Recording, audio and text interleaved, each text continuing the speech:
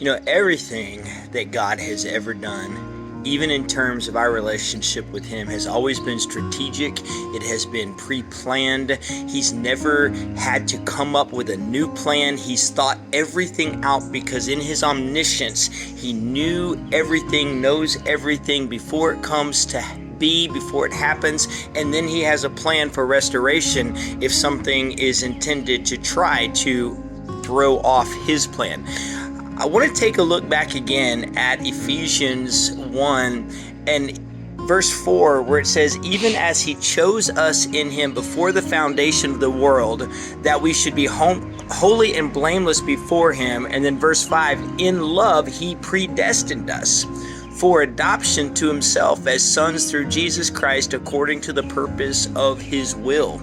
And I want to look at this word predestination. It certainly is one that causes lots of people to debate and argue, and I don't want to do that, but what I do want to do is share some understanding. So if it predestined us for adoption. So let's take a look back to the very beginning when God created the heavens and the earth, and he created an entire universe and then a single solitary planet where everything was lined up just right to sustain life. I mean, He created the skies and the sun and the darkness, the wind and the rain. Actually, there was no rain at that time, but He created the plants and the animals and everything. And then God created man in His image for the purpose of eternal relationship and intimacy with Him.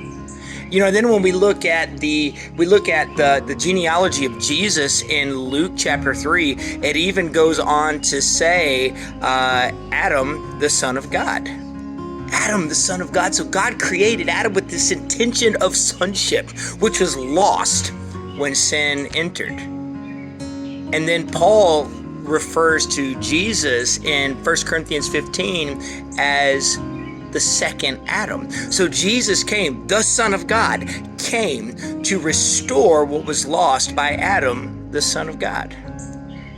And we know that this was all predestined, foreknown before the foundation of the world. So what this means, and as I am just receiving this from God too, is that everything about my relationship with God was predestined in adoption, because God always intended for me to be adopted back into what was lost by sin. Jesus came to pay a price so that I could come back into the original intention, which was to have a forever relationship with Jesus.